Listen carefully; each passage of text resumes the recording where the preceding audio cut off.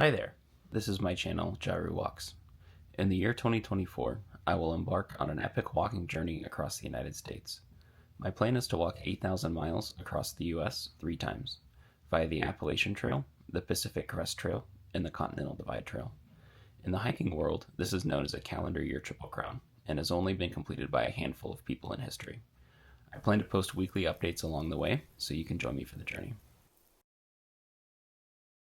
Okay, so I'm going to stitch together some updates because what is basically 10 miles into the 100-mile wilderness section, I dropped my power banks on the trail, and then I found out more or less because the Touches the Clouds, the AT hiker who I went across in the Kennebec in the canoe with was behind me on trail, and she found the power banks. So her husband is riding his mountain bike through the 100-mile wilderness and randomly runs into me and says, "Hey, are you missing power banks?" At that time, I didn't even know that they were missing. And so I check my bag, and yes, they are missing. And so I find out at that point, oh crap, I'm missing power banks. So I immediately shut my phone off, and it had like 15% charge remaining on it. And so I navigated the entire 100-mile wilderness using just a paper map.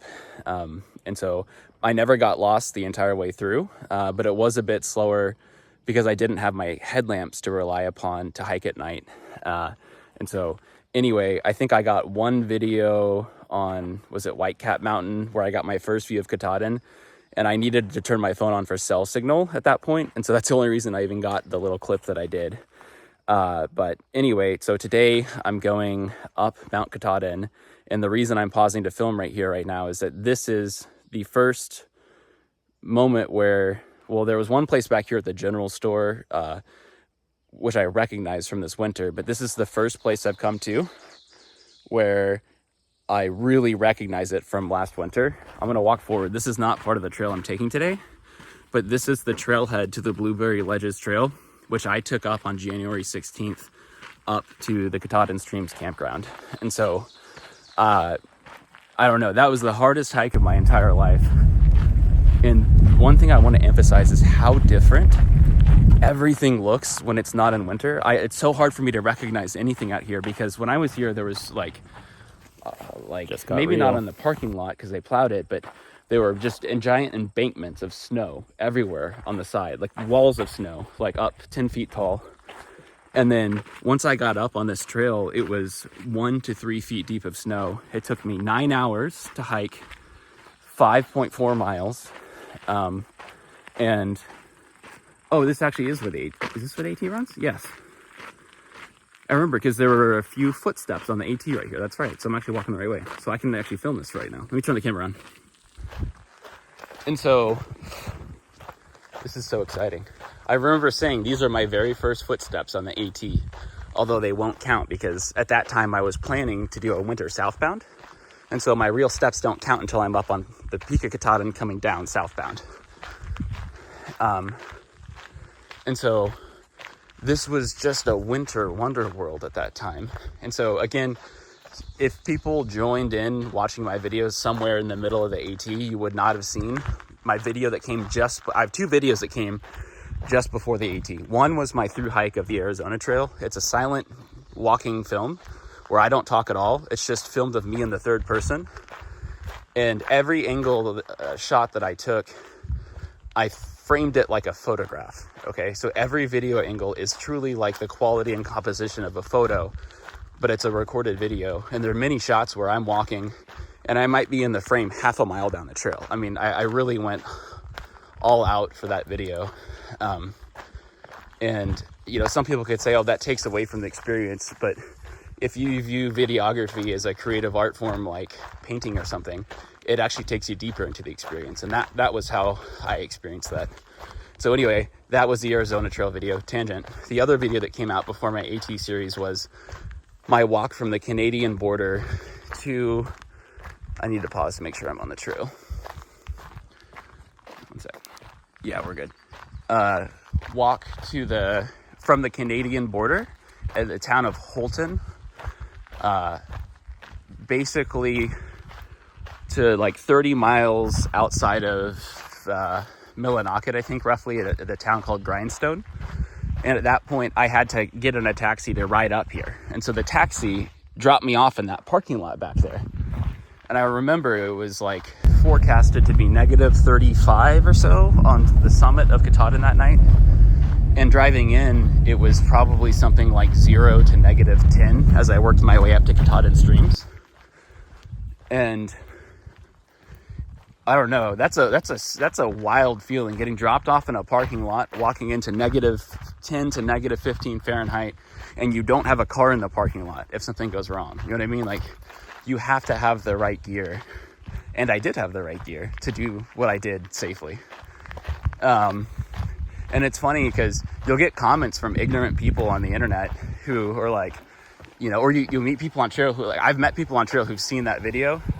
And I had one guy be like, oh, aren't you that guy that almost killed himself on Katahdin? And it's like, did you almost kill yourself the last time you walked on a bridge? Because you could have jumped off.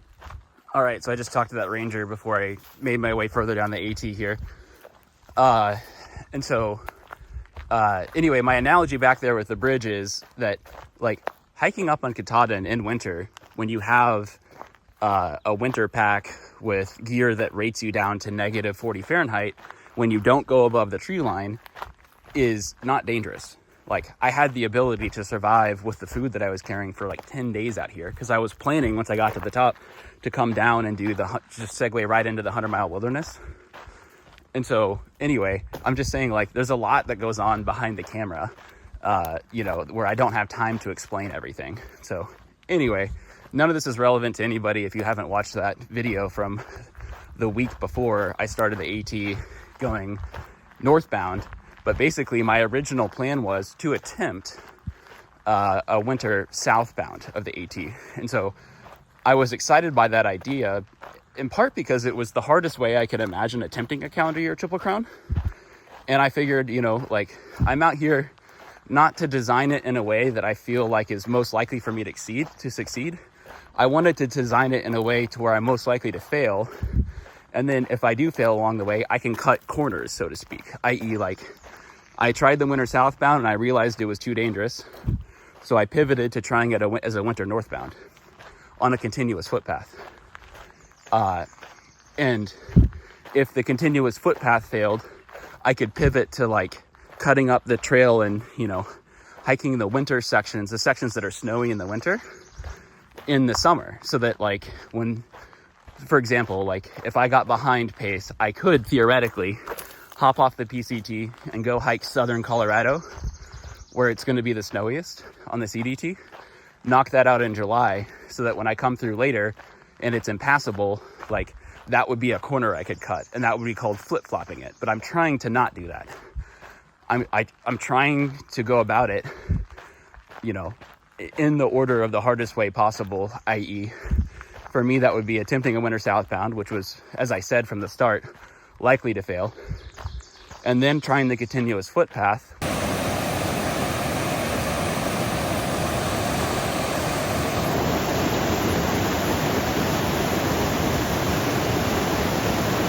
And I just wanted to document that one of the cool things about coming up the trail this morning is I'm meeting a lot of the Sobos who started their journey yesterday. And this whole hike, I met maybe like 15 people, fellow northbounders, because I started early. I passed a bunch of people in the beginning, and then there were only a handful who were really trekking this year, who some of whom I met along the way as I passed people. But for the last month and a half, other than meeting Finisher, I haven't met another northbound thru hiker in since, 7 states ago, maybe since Virginia. And it's just cool to see the faces of the hikers who aren't even part of my troop. And I consider my troop the people who went through the Smokies in the 2 feet of snow back in January, February. But I also have a sense of camaraderie with all the other AT hikers. And it's just cool to get to see the faces of this year's class of 2024 and to meet 4 in a day. It's like a breath of fresh air. So a really cool part about going up today as well.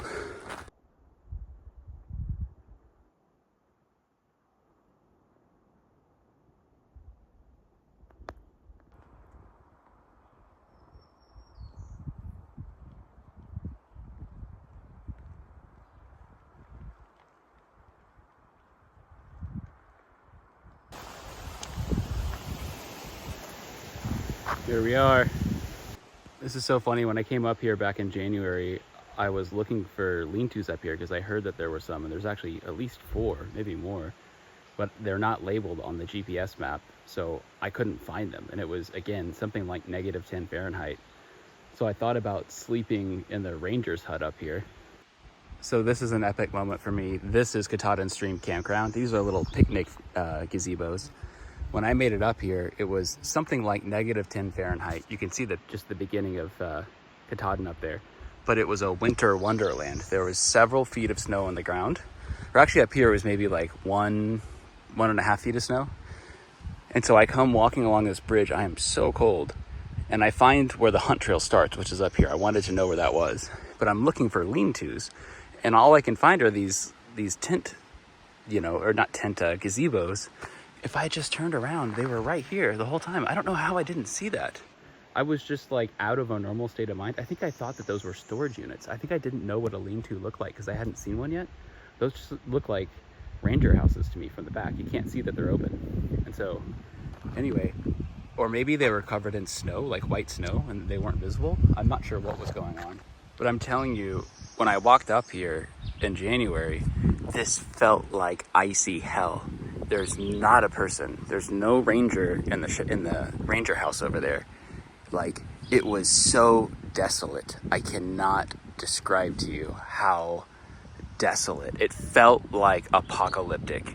And I was so exhausted. It was 2:30 in the morning. I had started the hike down at the base at 5 p.m. It took me 9 hours until 2:30 in the morning just to get to the ranger's hut over here. I then walked back down to the Birches lean-to, which is the only one I had on my GPS map, and I spent the night there. But in winter, when it's -10, you got to do stuff like boil water, and it's hard to boil water when it's -10, -15 out. And I was trying to use my stove, my typical camper stove, and it was so cold that the butane in there would not light. And so I had my cold weather stove, which I broke out, which works down to -40 Fahrenheit, and it's just more cumbersome and slower, but it worked. And so I was able to bring my water to boil, to have that in my sleeping bag that night. You heat up water to a boil and then put it into, what are they called? Those plastic, heavier water bottles, Nalgene.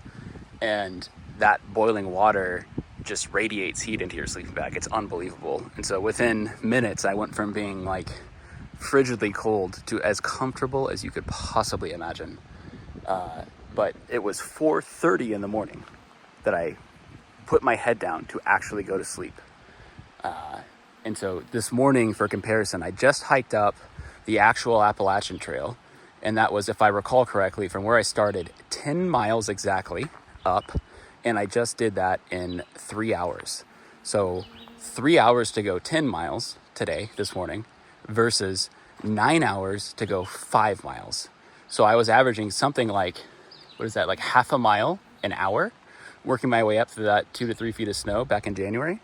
And this morning I was moving something like just over 3 miles an hour, 3.1, 3.2 miles an hour coming up to get to here.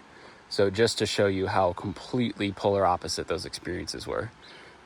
Anyway, it's really cool to be here right now. And I want to keep emphasizing how desolate it was here. And so what I'm going to do before I go up Katahdin is I'm going to walk over to the Birches lean-to, because I honestly just want to get a video and a photo of what it looks like now. And so it's a little out of my way, but I'm going to go ahead and do that now.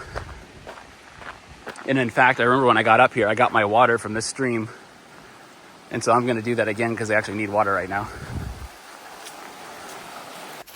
So here we are at the Birches. There are 2. One, presumably nobody's here because it's reserved for AT hikers, and I don't think there's going to be anybody here. Haha. And so this is where I sat. I cannot believe I'm here right now. It's like going back to visit your high school. Hold on, I have to throw my pack over here.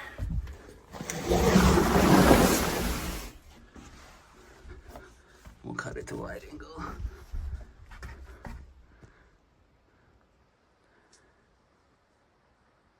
So this is the view.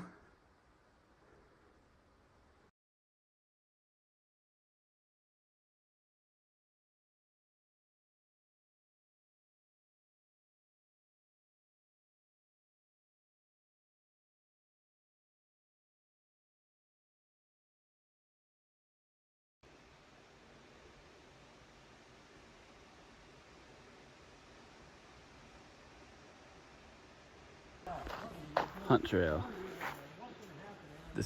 All right, I just signed in and now I'm on the hunt trail, which is exciting. This is gonna be hard because I'm starting it at 12:45 p.m., which is relatively late. And it's a hot day with no clouds, so but I think I'll be all right. Look at this. I don't even have to walk through the water. I'm kind of disappointed.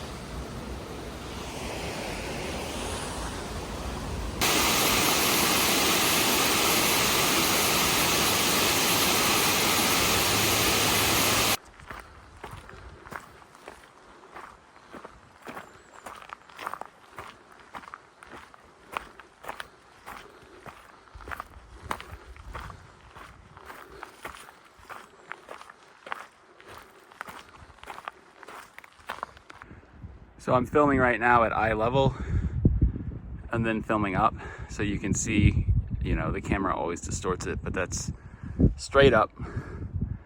And I just want to emphasize, I am climbing Katahdin and it is only 1,300 feet per mile elevation gain compared to coming down the north face of Musalak or Musalaki, however you say it.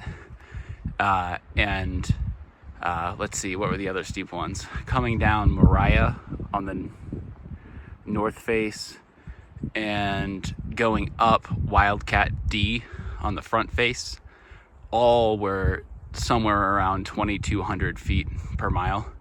So even more vertical. And so it's just funny, the sense of perspective that you gain as you hike the entire AT. So far, I am not finding this challenging. It is absolutely objectively challenging. I'm just saying now, after having done everything that I've done, and especially in the snow, my ability to grip is phenomenal here. This is not, so far, like fun going up. Yeah, just a remarkable journey that the AT puts you through is what I'm emphasizing. As always, you gotta record the first stunning view. And this is the first stunning view as I look south from Katahdin. Still got 1.5 miles or so to go up though, I think. So when I'm at the top, I think those will look small. So keep that in mind for perspective. I'll look at the same mountains when I'm at the top and I should be looking down on this. So I suspect that I'm exiting the tree line now because the tree stopped right there. I just got up here. Beginning of really, really stunning views. And I think from here it's like a boulder field the rest of the way. And I'm not sure how far it is, but I'll look and I'll add it in the comments. Can you tell how hard the wind is ripping?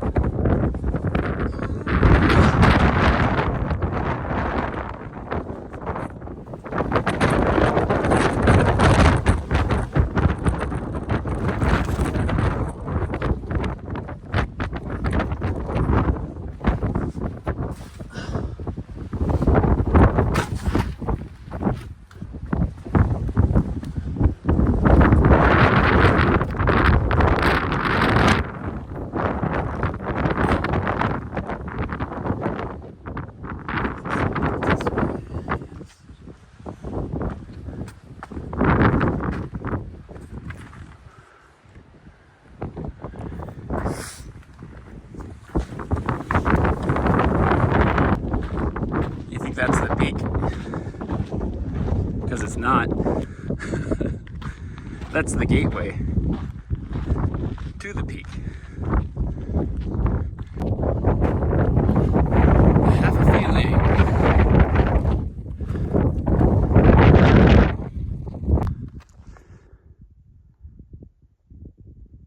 that's it. So you have to touch the very tippy top or it doesn't count. This cairn is here for visibility, but it's actually higher than that spot over there. So I'm not taking this way, but that's the knife's blade, or knife's edge. I forget what it's called. I'm in a little bit of a hurry, so I'm going to take the same way back down, but stunning shot. Well, I made it. Not really sure what to say. I remember starting January 23rd. I remember walking up to Springer Mountain thinking, I have no idea if I'll even meet anybody in January, like if anyone's even out there. And then I remember there was this hiker named Tupac for sure. And as soon as I met him, I felt at ease. He was just the nicest guy. They're saying it's going to rain for a day and a half. My trail name's Tupac for sure. Yeah. And I'm an out of work underwear model. And I'm from South Jersey, South Philly. And very nice to meet you. So I don't know where he is on the trail. But shout out to Tupac for sure. For sure. And yeah, what a crazy journey.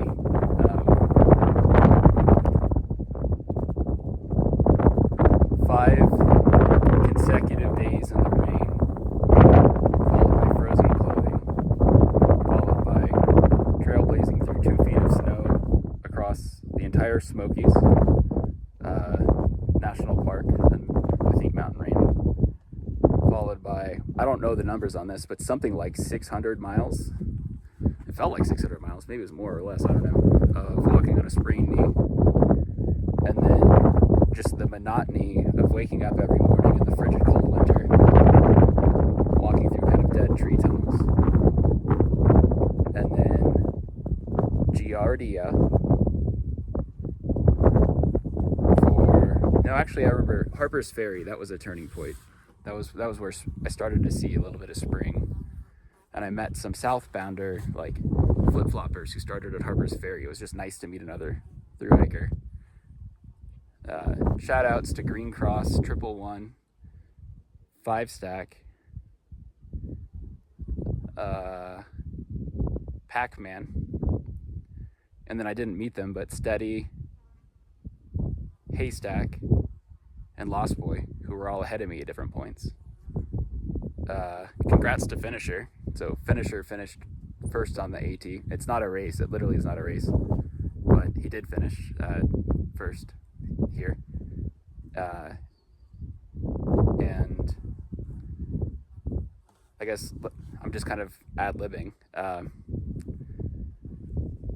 Harper's Ferry, which was just nice, a nice day. And then the flatness of Maryland and Pennsylvania was such a nice break. And then, yeah, the beginning of the beauty in like New Jersey, New York, Connecticut, Massachusetts. And then really the stunning beauty began, I think, in Vermont and just breathtaking in New Hampshire and in Maine. Stunning. This trail is like boot camp for thru hiking. I can't fathom that there will be another trail I'll hike like between the CDT and the PCT. Hopefully if I finish those, that will be as hard as the AT. I could go on and on about it, but I won't. This is just an unbelievably challenging trail. And I trailblazed through 2 to 4 feet of snow across the entire White Mountain Range. At that time, I was hiker number 1 on the trail, so there were no foot tracks, no footprints. That was, as hard as it was going through the snow, the hardest part for me was summiting the 4K mountains, especially at night, especially when it was like rainy and there weren't white blazes, and just continuing down what I was pretty sure was a trail. That's scary. That was probably the hardest part of this hike. Then a little bit of the monotony, I think, somewhere in the middle that really got to me. But at some point, I kind of like snapped and I quit expecting stuff. And then it got easier at that point. So this trail has tried me in so many different ways. I guess one last update from here on the AT at the summit of Baxter Peak. Yeah, just one more thing that I wanted to say before I head back down is, you know, when I started this trail, I couldn't believe initially that 80% of the people who hike it drop out. And I've completely flipped my perspective on that statistic the other way, which is it's unbelievable that 20% of the people who start this trail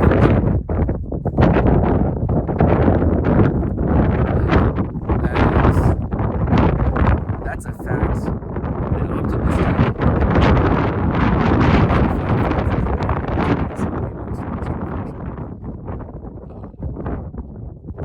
This is a hard trail, much harder than the Arizona Trail, and I think it'll be harder than the CDT and the PCT unless I get a lot of snow on the CDT. But I think that's one of my biggest takeaways on this. Is I'm proud of myself, but it's I'm proud of everyone that's ever completed this trail. Anyone who's ever made it halfway, anyone who's ever made it 500 miles, anyone who's made it, however far they can make it. Even giving up after 2 weeks, you've pretty much physically done more than most other Americans have done in their entire life. So, shout out to everybody. So I think that's it.